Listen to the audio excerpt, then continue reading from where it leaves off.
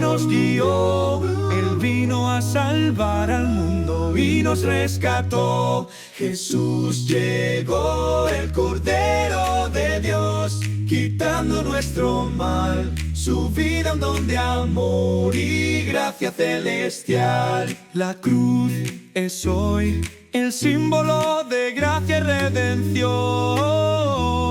Él vive rey victorioso por la eternidad. Jesús llegó, el Cordero de Dios, quitando nuestro mal, su vida un don de amor y gracia celestial. La cruz es hoy el símbolo de gracia y redención. Él vive rey victorioso por la eternidad. Jesús llegó, el Cordero de Dios, quitando nuestro mal, su vida un don de amor y gracia celestial. La cruz es hoy el símbolo de gracia y redención. Él vive rey victorioso por la eternidad. Jesús llegó, el Cordero de Dios, quitando nuestro mal, su vida un don de amor y gracia celestial. Mira al cielo, Él te llama, sus brazos te recibirán. Ven y prueba su redención, eterno hogar tendrás. Jesús llegó, el Cordero de Dios, quitando nuestro mal, su vida un don de amor y gracia celestial. Amén.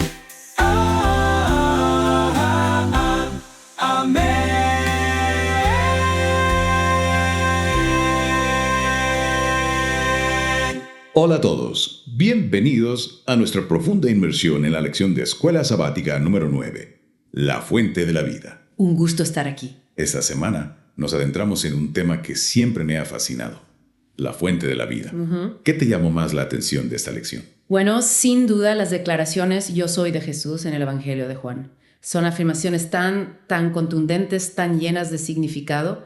Es como si Jesús nos estuviera revelando el misterio de su identidad y su misión poco a poco, capa por capa. Me intriga eso que dices de revelar el misterio. ¿Podrías explicarlo un poco más? Claro que sí.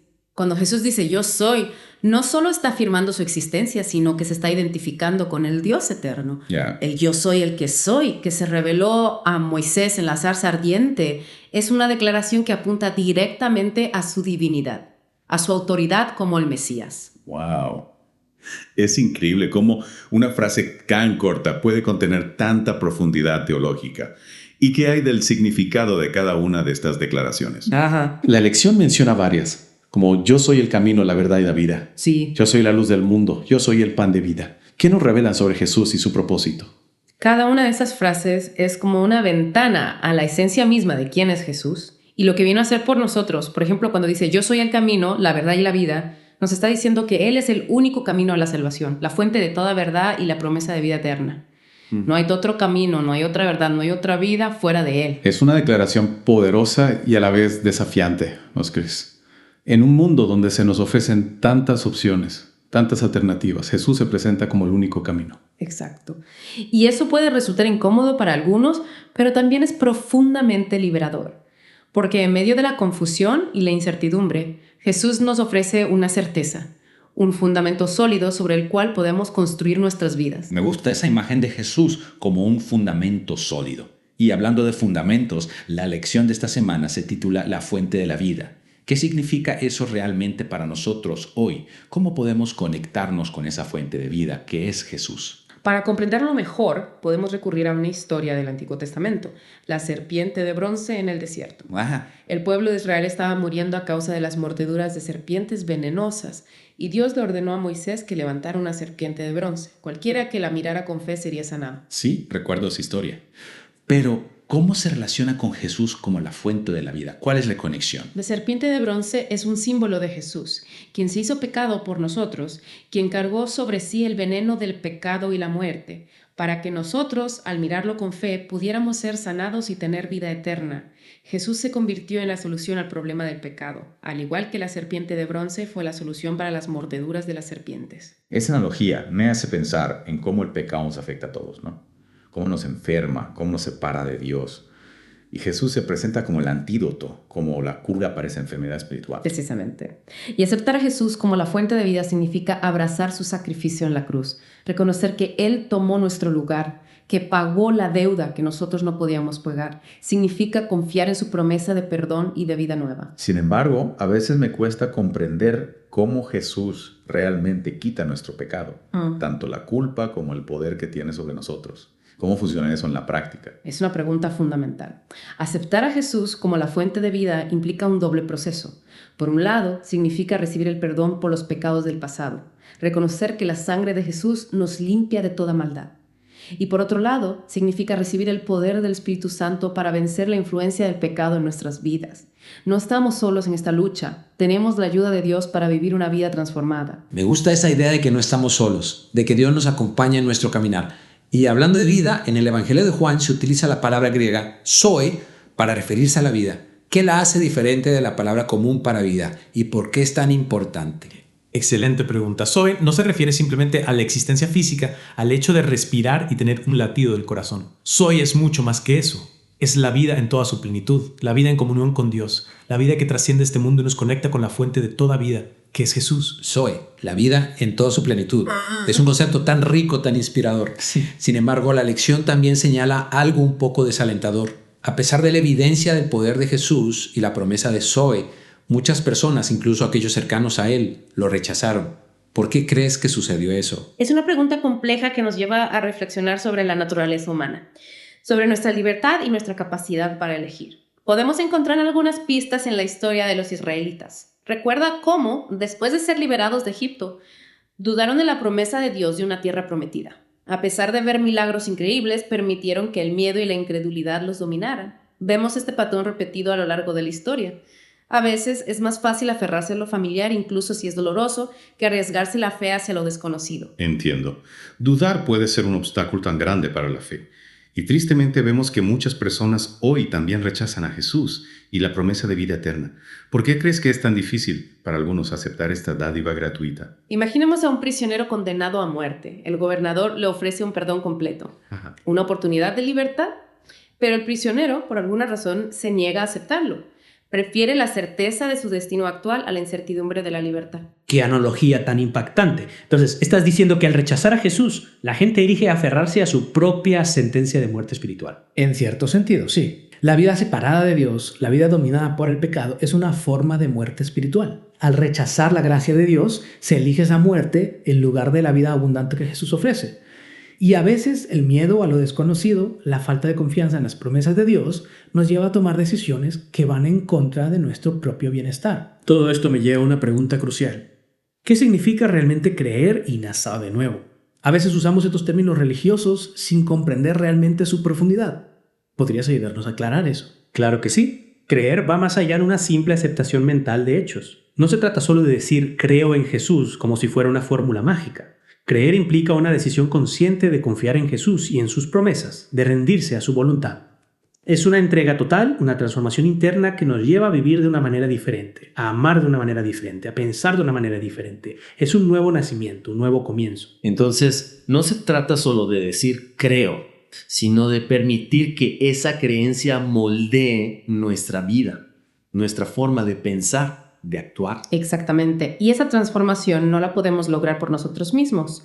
Es una obra del Espíritu Santo en nuestros corazones. Es Dios quien nos da la capacidad de creer, quien nos renueva desde adentro hacia afuera. Me parece fascinante cómo la fe se convierte en un motor de cambio, en una fuerza que nos impulsa a vivir de una manera más plena, más alineada con la voluntad de Dios.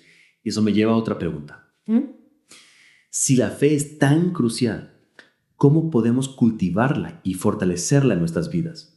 ¿Cómo podemos asegurarnos de no caer en la trampa de la duda como los israelitas? La clave está en sumergirnos en la palabra de Dios. Al estudiar la Biblia, al meditar en sus promesas, permitimos que la verdad de Dios arraigue en nuestros corazones.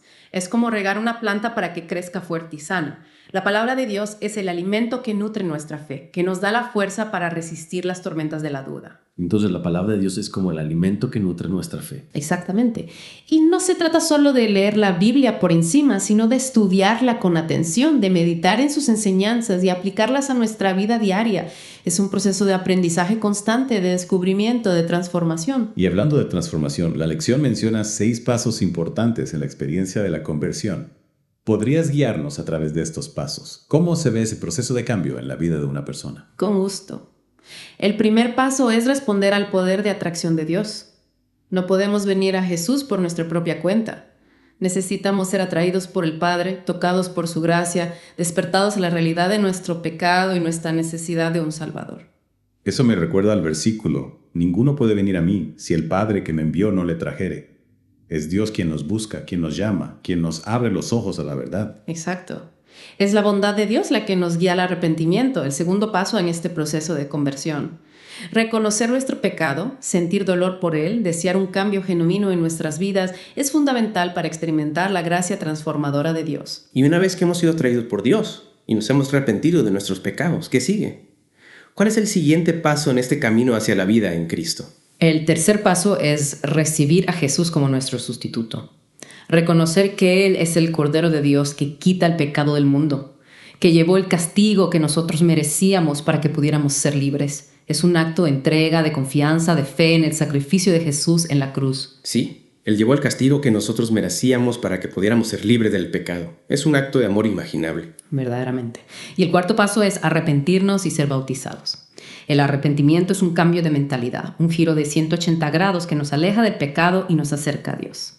Y el bautismo es un símbolo de esa nueva vida en Cristo, una declaración pública de nuestra decisión de seguirlo. Es como un lavamiento, una limpieza de nuestro pasado, un nuevo comienzo. Exactamente. Y ese nuevo comienzo nos lleva al quinto paso, experimentar el poder regenerador de Dios en nuestro corazón. Es la obra del Espíritu Santo que nos transforma desde adentro, que nos da la capacidad de vivir una vida que agrada a Dios. Es el nuevo nacimiento del que Jesús habló con Nicodemo. No se trata solo de una reforma externa, sino de una transformación radical desde adentro.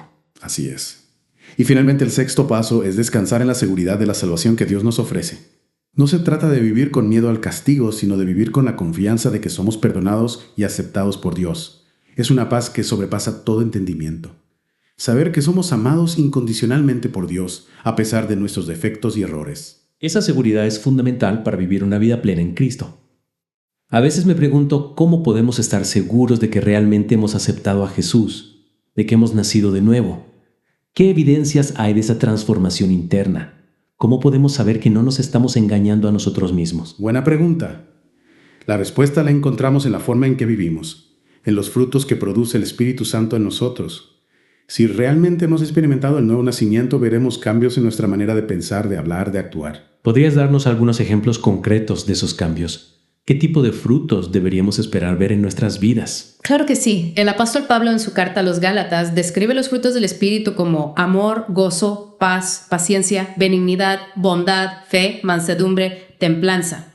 Son cualidades que reflejan el carácter de Dios, que nos hacen más semejantes a Jesús. Me gusta esa idea de que los frutos del Espíritu son como un espejo que refleja la imagen de Dios en nosotros. Y creo que es importante destacar que no se trata de alcanzar la perfección, sino de un proceso de crecimiento, de transformación gradual. Exacto. No se trata de convertirnos en superhéroes espirituales de la noche a la mañana. Es un camino que recorremos con la ayuda de Dios. Un proceso de aprendizaje, de tropiezos y caídas, pero también de victorias y alegrías. Y hablando de victorias, la lección ya nos presenta la historia de un hombre que recibió un perdón oficial por un crimen que cometió, pero se negó a aceptarlo y terminó pagando el precio máximo. ¿Qué nos enseña esta historia sobre la importancia de aceptar la gracia de Dios? Esa historia es un poderoso recordatorio de que no basta con tener conocimiento de la gracia de Dios. Debemos apropiarnos de ella, debemos aceptarla de corazón. El perdón que Jesús nos ofrece es un regalo, no algo que podamos ganar por nuestros propios méritos. Y como cualquier regalo, tenemos la libertad de aceptarlo o rechazarlo. Pero ¿por qué alguien rechazaría un regalo tan maravilloso como el perdón de Dios? ¿Qué los lleva a tomar una decisión que va en contra de su propio bienestar? A veces el orgullo, la terquedad, la falta de confianza en Dios nos impiden recibir su gracia. Pensamos que podemos valernos por nosotros mismos, que no necesitamos la ayuda de Dios. O tal vez nos sentimos tan culpables por nuestros pecados que no creemos que merezcamos el perdón. Es como si nos pusiéramos una barrera entre nosotros y Dios. impidiendo que su amor y su gracia lleguen a nuestros corazones. Y al final terminamos sufriendo las consecuencias de nuestras propias decisiones. Así es. Y por eso es tan importante cultivar la humildad, reconocer nuestra necesidad de Dios y abrir nuestro corazón a su gracia transformadora. Y hablando de abrir nuestro corazón a Dios, ¿qué consejo práctico le darías a alguien que lucha por aceptar a Jesús como la fuente de vida? ¿Cómo pueden dar ese paso de fe y experimentar la Zoe que tanto hemos estado hablando? En primer lugar, les diría que no están solos. Muchos han pasado por esa lucha, sintiendo la atracción de Dios, pero con dudas e incertidumbres. Es natural tener preguntas. Jesús mismo las respondió durante su ministerio. Lo importante es buscar respuestas con sinceridad y un corazón abierto. Entonces, ¿animarías a las personas a que investiguen, que estudien la Biblia, que busquen el consejo de otros creyentes? Definitivamente. Acercarse a la palabra de Dios con honestidad, sin miedo a las preguntas difíciles, es esencial. También es fundamental hablar con personas que han experimentado la transformación que trae Jesús. Sus testimonios pueden ser una gran fuente de inspiración y ánimo. Es un recordatorio de que la fe no es un viaje solitario, sino una experiencia comunitaria donde nos apoyamos, nos animamos y crecemos juntos.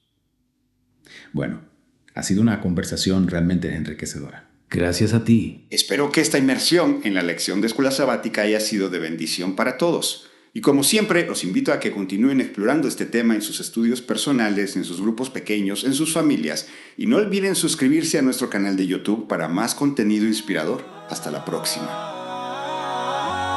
En el principio era el Verbo, la luz que nos guió. Él vino a salvar al mundo y nos rescató. Jesús llegó, el Cordero de Dios, quitando nuestro mal, su vida un don de amor.